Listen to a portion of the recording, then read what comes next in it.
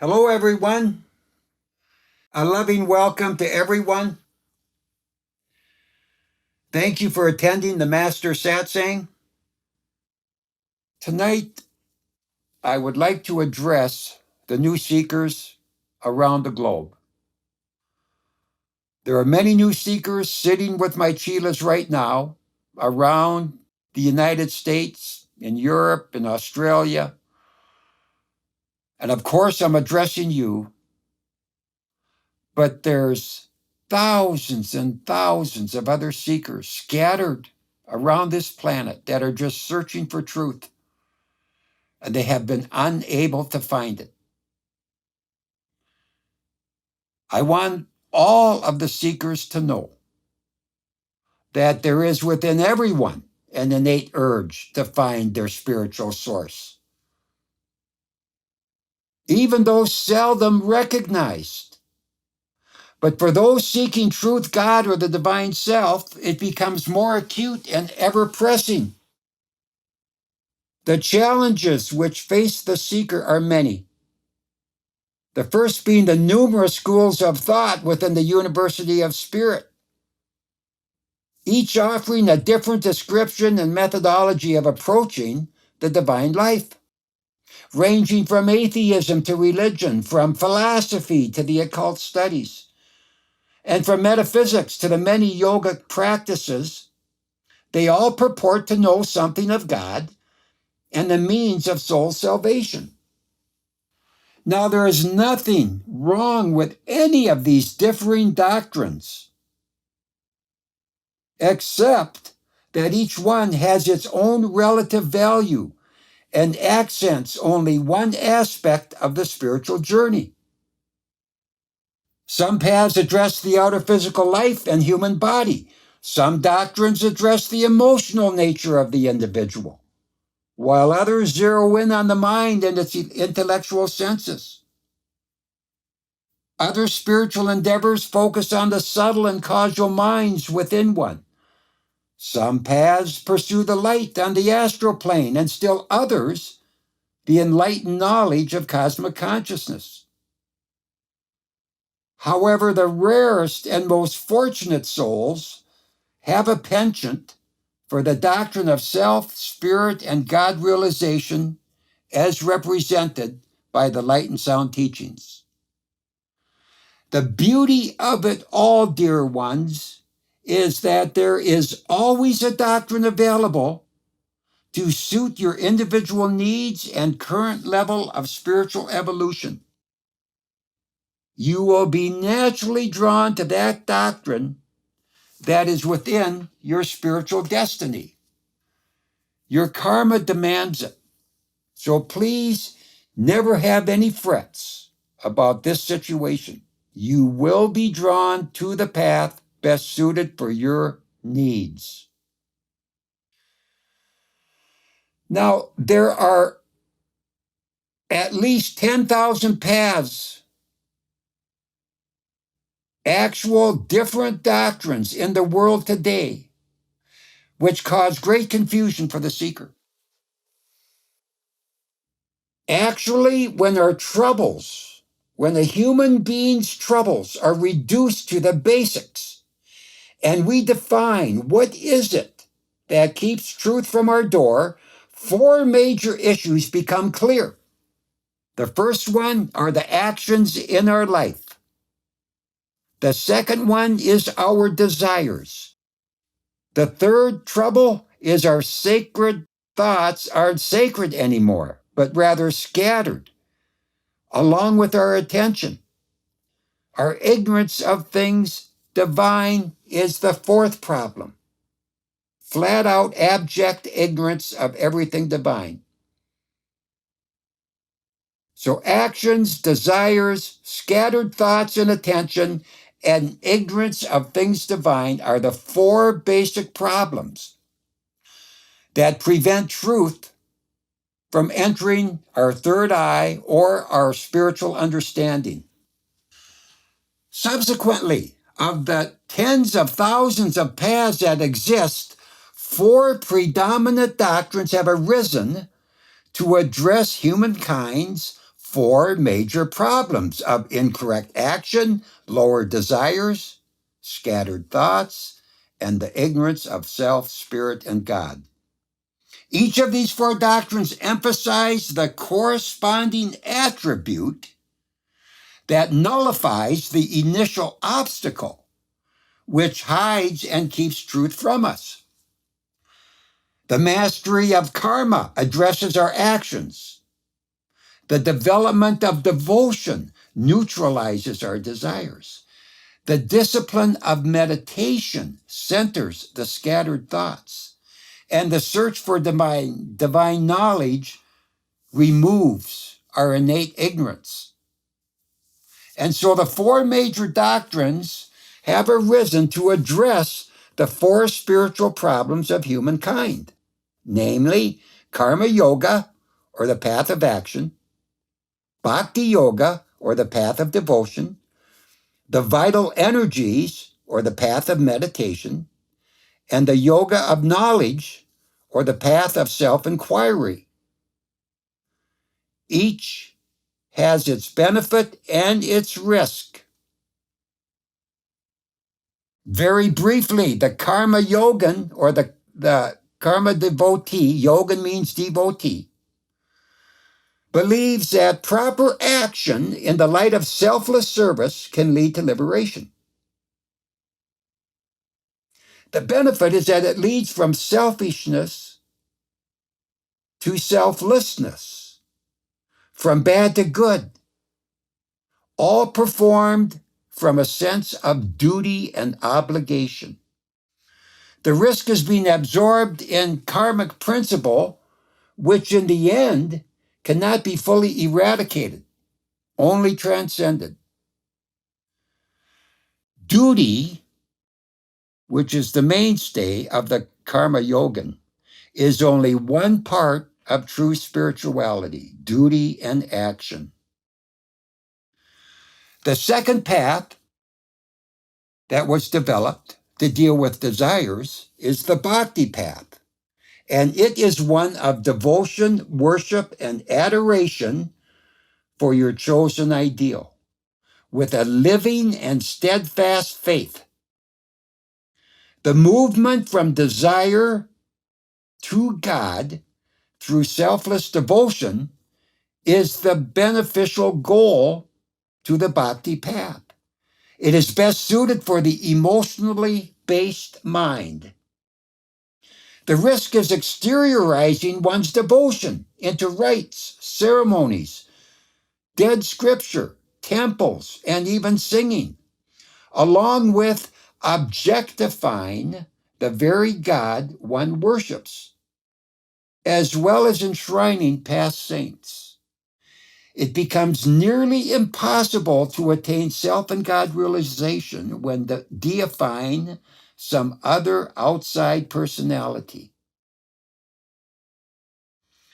The third path is the yoga of the vital energies, which entails the kundalini and prana energies. This is embraced to bring about relief from a scattered mind. The objective is to achieve stillness, which in turn leads to concentrated meditation, enabling the soul to achieve oneness with the universal soul, or Lord Brahm. The risks are tenfold, for the student enters the psychic planes unaided, which is never advised.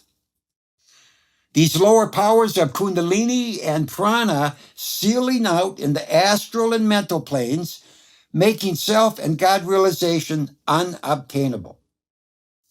And the fourth and last path to deal with the problems of mankind is ignorance. This path is called the yoga of knowledge, which employs personal effort, relying upon the power of self-inquiry, self-analysis, and introspective thought.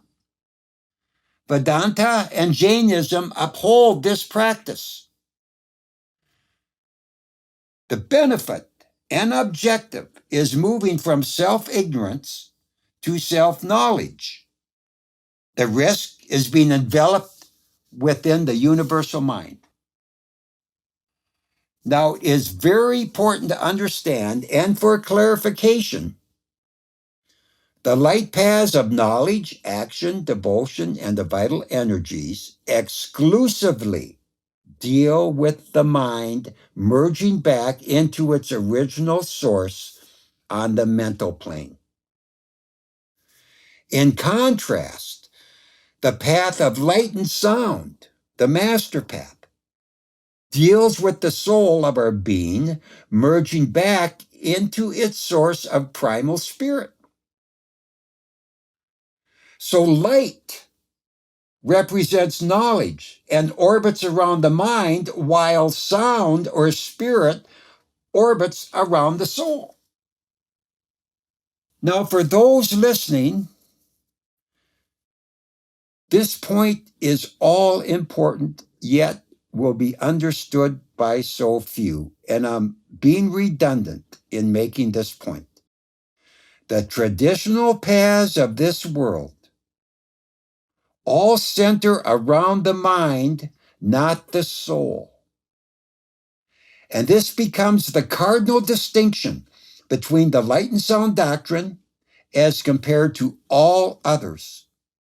I say this in absolute humility, but it is the literal truth.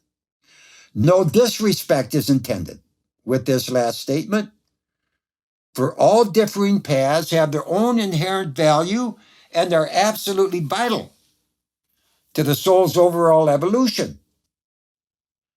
For the seekers around the globe, it is important to understand that there is supreme benefit in embracing any path, no matter which one it is, because our devotion towards self, spirit, and God is gradually being developed and nurtured. The highest path for each individual seeker is the one you are drawn to, for this uniquely serves your own spiritual evolution. Over the course of soul's evolution, throughout multiple lifetimes, every path will be embraced, experienced, and its inherent value fully absorbed.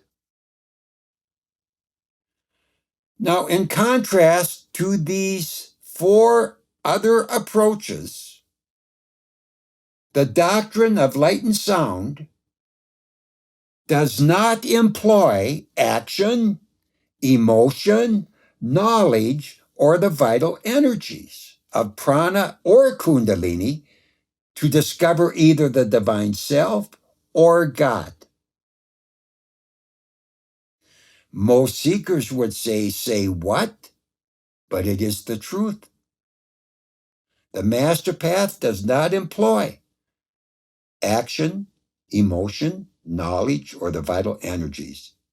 The divine power employed is the true essence of God called sound or Shabda, Nam, or the audible life stream. Only the masters and saints know of this pure spiritual essence, and it is given to each aspiring student through initiation. It is the sound current which carries the soul to unselfishness, to devotion, to concentration, to self-knowledge, and beyond to self-realization. Subsequently, the light and sound doctrine is categorically different than all other doctrines. Some distinctions are as follows. Number one, the light and sound doctrine accents the soul, not the mind.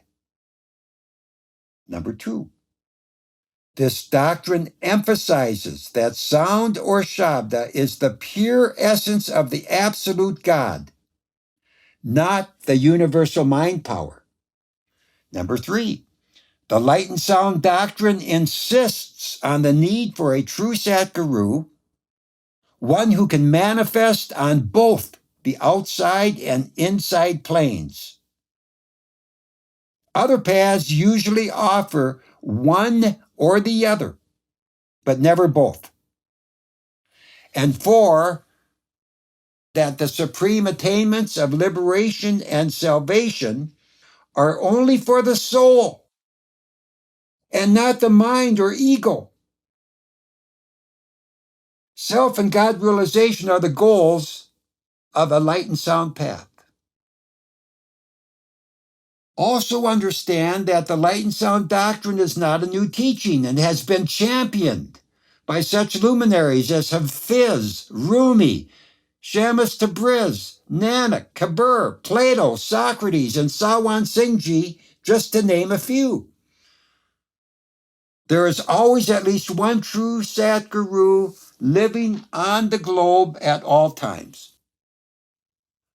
Ascended masters like Jesus the Christ and past saints cannot do the present work of liberation and salvation.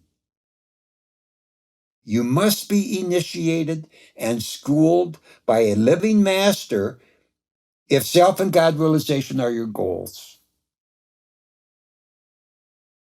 Please understand that every religion, philosophy, occult science, yogic practice, as well as the 6 schools of Indian thought have had a beginning or a founding within time and space.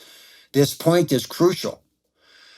This is not true with the light and sound doctrine, which existed before the formation of the worlds and the advent of human beings upon this planet. The light and sound doctrine represents the unknown secret way back into the Lord's kingdom, and only the saints and masters know of it. This becomes the profundity of the light and sound doctrine, known as the most direct and expedient way back into the soul's origin. The Bhakti approach back to self and God realization is the most efficacious, but it ultimately depends on who your love and devotion are directed to. Dead masters, dead scripture, or outwardly directed worship will not suffice in attaining the goal of self and God realization. In the light and sound doctrine, our bhakti, or love and devotion, are first directed to the outer and inner master, and finally the sound current, which is the true absolute spirit of the highest God. In contrast to this, the light of the universal mind power, of prana, and of the kundalini. This is a study all in itself. The 3 powers that run the lower worlds. The lower worlds are the physical, astral, mental, and causal planes. The powers that run the lower worlds are the kundalini, prana, and the universal mind power. But none of these are part of the true spiritual force. It becomes the responsibility of the Satguru and the sound current to ferry the soul back to God, and not our own mental efforts alone. Please give this a moment of your thought.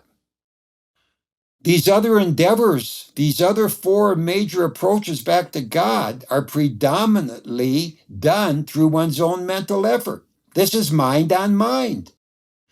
One's mind created the karmic problem, and now one's mind is trying to straighten it out. It's like trying to lift yourself with your own bootstraps. It just can't be done. The soul does not usually break free of the mental forces when embracing the paths of action, devotion, yoga, or knowledge. Of course, this is hotly debated and argued by the same adherents, but it is true nonetheless. Self-realization lies above the gross, subtle, and causal minds. The realities of soul, spirit, God, and the kingdom of heaven all reside within the individual's consciousness, and none of these essential realities are to be discovered outside of yourself. Every saint and master has conveyed the same truth, the same message of redemption, and the same cosmic roadmap by which the soul is to travel. They all start by pointing inward, stating that all truth, existence, consciousness, and bliss are to be found behind the eyes. Jesus the Christ stated that the kingdom of heaven is within. Sawan Singhji constantly repeated that the soul and spirit were to be found inside the interior of your own consciousness. And Guru Nanak proclaimed that the God everyone was searching for could only be found within. What is truly incredible is that it is this sound current which will automatically take you from selfishness to unselfishness, from desire to devotion, from mental distraction to focused concentration, and from all self-ignorance to self-knowledge. But the sound current takes you even further than self-knowledge, conferring self, spirit, and God realization. So in other words, the light and sound doctrine inculcates the virtues and objectives of all the other paths lumped together, while deftly avoiding all the risks. I want to briefly give you some notable distinctions about the light and sound doctrine. I will move through these rather quickly.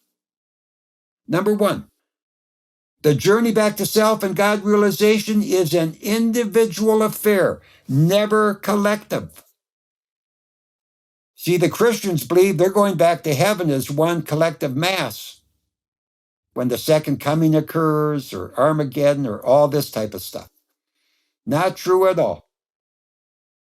It's the spiritual journey back to self and God realization is an individual affair, never collective. Number two, the fear of hell and the hope of heaven are only for the unenlightened. No soul is ever lost or annihilated in God's universal body. Hell is just a fear tactic. Heaven, an unpromised hope. Number three, our sojourn upon this planet spans numerous lifetimes, not just one. The law of reincarnation and karma is in play. Point four, even though inequality can be perceived all around in our world today, there is no injustice at all, for the law of karma perfectly regulates all things. Every individual has created their own fate and destiny, without exception. The purpose and objective of life is to come to know oneself, not Sutan, or self-realization.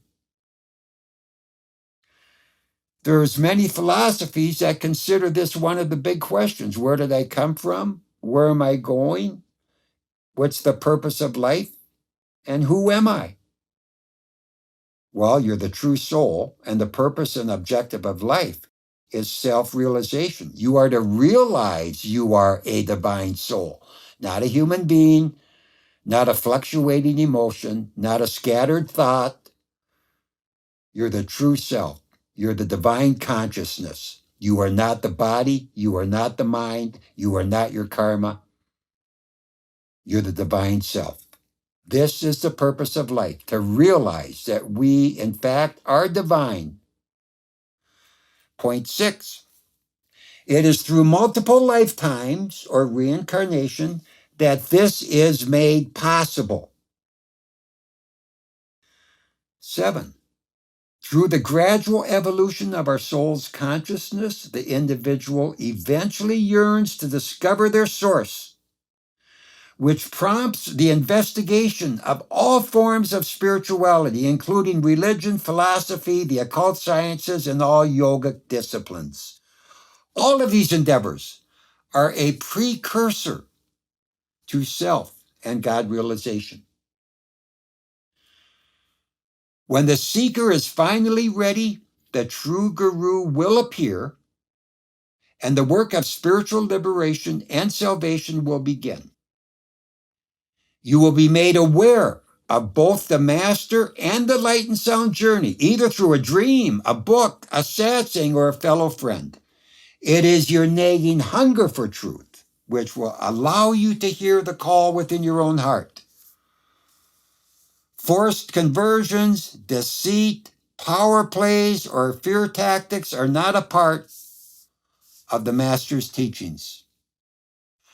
The MasterPath, or the divine teachings of light and sound, are for old and young alike. Race, gender, and creed are transcended, for the teachings revolve around the soul of our being. Rich, poor, educated, or uneducated literally makes no difference. Point number 10.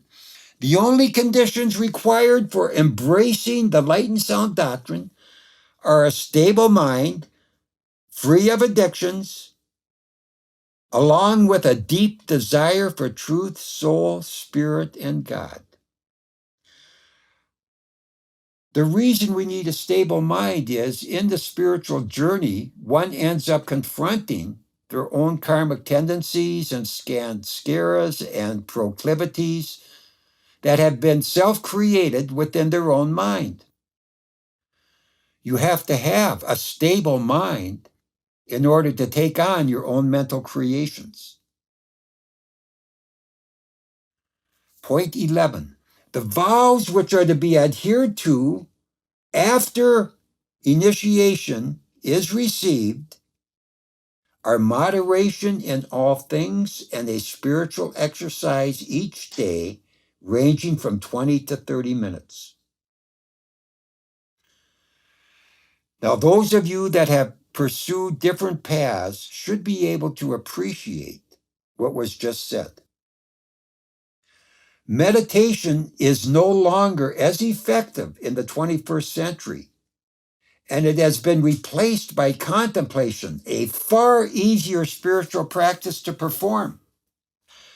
Traditional meditation has been the primary cause of failure for those seeking the higher consciousness or God due to its time restraints, its difficulty in performing the exercise, and the overly passive approach.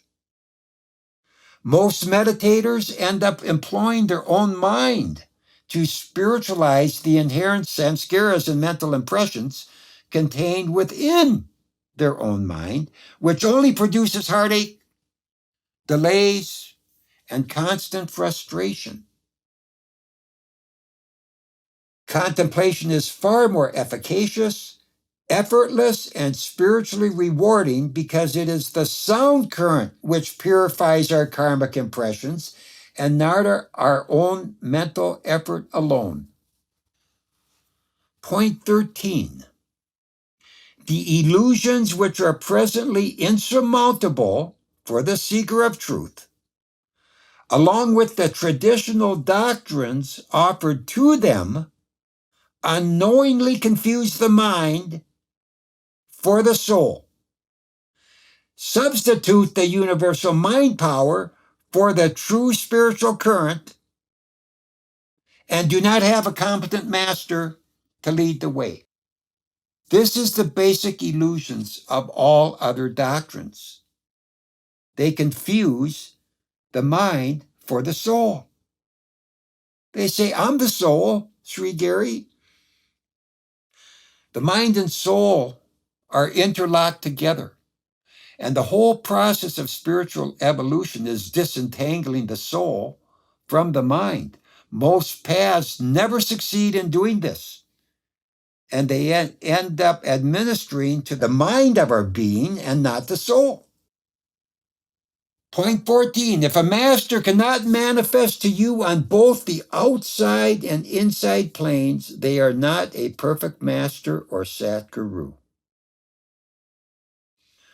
For example, Jesus the Christ was a master 2,000 years ago, but his mission is complete and he's no longer here.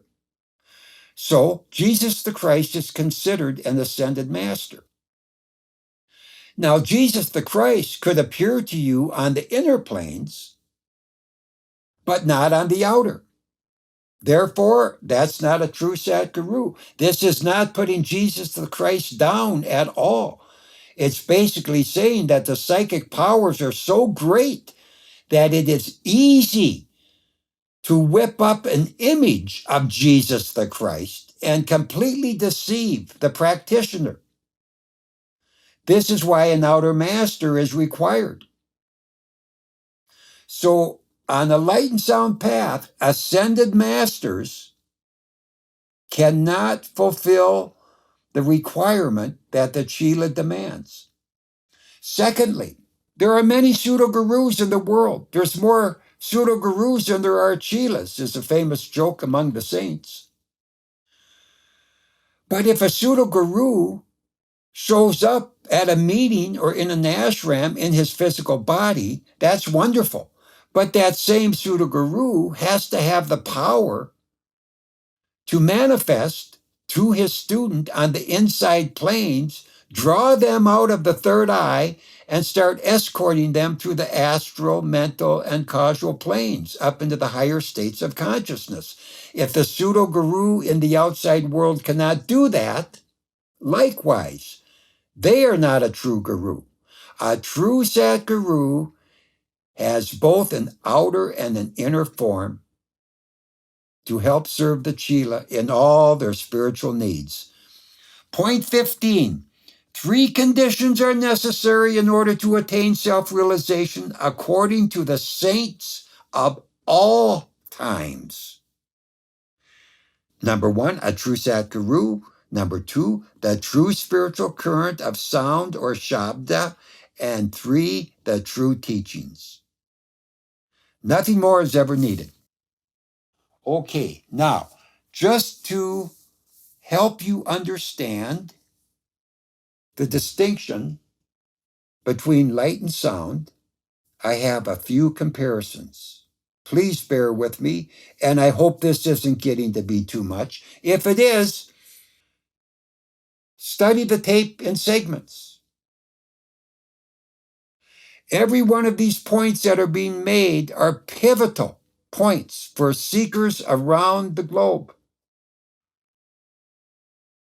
Okay, MasterPath, the light and sound teachings. What does light mean and what does sound mean? In short, dear ones, light is everything in the lower worlds. Everything. Human beings, psychic bodies, all thoughts, all feelings, all places.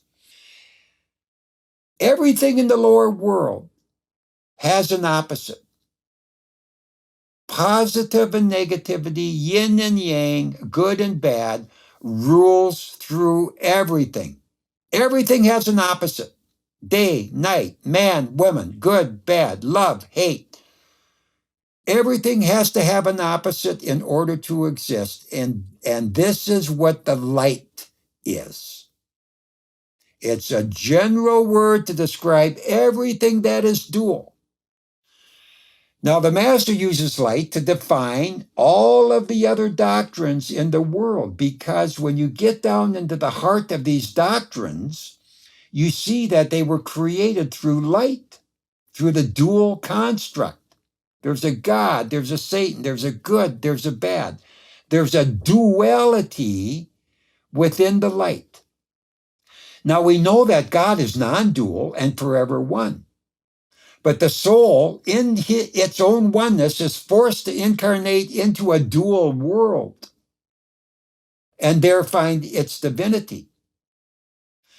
And so when the Master uses the description of the light and sound teachings, what this basically means is every soul has to go through the light or through this duality, through knowledge. Light is knowledge as well. The soul has to go through light or knowledge to get to the soul. And so this is why the light teachings are described as light, because they have an inherent duality, and the same with the sound, it's forever one. So number 1, light is the power of the mind. It's dual. This is what we call the universal mind power. It's full of illusion and maya, but has the appearance of being oh so spiritual. So light is the power of mind, sound is the power of the Supreme Lord. Light supports the existence of mind, ego, and the personality. Sound sustains and supports the soul. Light is dual in nature, consisting of a constant clash and polarization between right and wrong, good and bad, moral and immoral, whereas the sound is non-dual and forever one. Catch this point clearly, please. The light or the universal mind power is the genesis of all paths within the lower worlds. Light is knowledge. Sound is soul's consciousness. This light originates from the second level of heaven and extols the sacred chant of Aum, having Lord Brahm as its sovereign God. The sound current originates from the eighth level of heaven, subsisting of the essence of all essences, the Alpha and Omega, having its genesis from what is named the Oversoul, the Lord of the Soul, or Anami Parush, the Nameless One. Please grasp that distinction. You don't have to believe me if you don't want to, but the difference between the light and sound is immense. Light originating on the second level of heaven, Brahmlock. Sound originating on the eighth level of heaven. The difference is humongous. Light consists of knowledge, while sound is imbued with love. God is all love. The sound is all love. The Satguru is all love. And the soul of the individual is all love. This is why the Bhakti approach of light and sound is so effective. It is through love of the Satguru and the sound current that the true self is realized. Knowledge alone is not allowed to encroach upon love's turf. It must be stressed that the sound current resides in everyone, but its discovery and awakening in normal spiritual evolution does not occur until the universal mind has been transcended and self-realization attained. This is why hardly anyone knows of it. You bring up the sound current to some of these pseudo-gurus and they just look at you with a blank stare. It exists above illumination, enlightenment, or cosmic consciousness. In contrast, the student of a Satguru has the distinct advantage of riding the Guru's Shabda up to the realm where the primal Shabda exists, and there merging with it. The primal Shabda exists in Banwar Gufa with Lord Sohang as the administrator of that region. And so true spirituality, according to the saints and masters, is the progression from light to sound, or from knowledge to love. The movement from knowledge to consciousness, and the transition from mind to soul, all under the protection and guidance of a true Satguru. In strict spiritual parlance, the light and sound teachings both represent and embody the unmanifested manifested, the primal essence of the Godhood, and the God into expression power from which all souls derive their existence. Every one of these former approaches, that of action, devotion, the vital energies, and knowledge, if faithfully followed, will deliver you to the mental heavens, which is no doubt a notable feat. But this is only the midway point in the ladder leading back to self, spirit, and God realization. This is why the seeker must have a true master instead of a pseudo-guru. Trust in the Satguru of your choice can only be gained through personal experience. That is, the enlightenment gained through studying his teachings, as well as the undeniable upliftment as one's own consciousness expands. A true master does not allow for cultish practices. He does not allow for personal worship, nor does he seek self-glorification. For he teaches that the true master is not himself, but the inner master, or the true spirit of God who resides within the devotee. In the final analysis, each traditional approach to God, whether action, bhakti, yoga, or knowledge, relies upon one of the three minds, gross, subtle, or causal. This is the inherent obstacle that cannot be avoided when embracing these four approaches. That is, unless you have a perfect guru. The whole process of spiritual evolution is to be overseen and regulated by both the soul and the Satguru, and not one of the three minds encasing the soul. When mind leads the charge, both God and soul become objectified, and the mind remains the subject, forever obscuring from our sight both God and our own divine self. In truth, both God and the soul are the subject matter, and the mind itself the object. This must be stated as well. If you are happy with any one of the four approaches back to God, you should most definitely stay your course.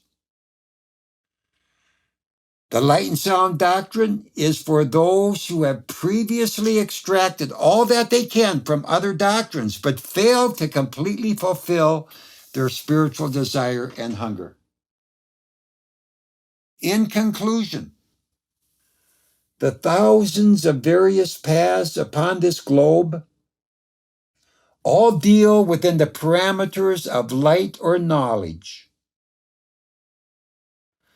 Knowledge is to mind as consciousness is to the soul. Knowledge can intellectually know of soul's consciousness, but cannot become it. This explains the ancient phrase of the traditional intellectuals going way back into the antiquity of time. Their statement or phrase was, "What knowledge is it from which everything else is known?" They never could figure it out. The answer is very simple. It is the knowledge of the sound current. Because from the sound current, everything becomes known. And so light or knowledge alone, as well as devotion, action, and the vital energies, as important as they are, cannot induce self-realization or break through the web of illusion and Maya. The attainments of illumination, enlightenment, and even cosmic consciousness are all light-based and for the mind, having no actual experience or awareness of the soul. The MasterPath is named as such because you are both the path and the eventual master. The MasterPath, the divine teachings of light and sound, is also known in the East as Surat Shabda Yoga or Sehaj Yoga, predominantly championed by Radhaswami Satsang Bias and others like Ruhani Satsang.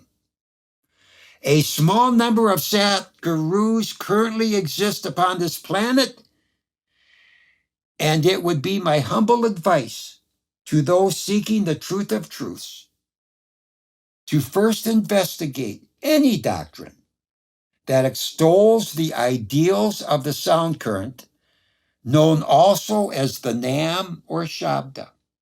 And then, if you find favor, embrace the Satguru who is representing them.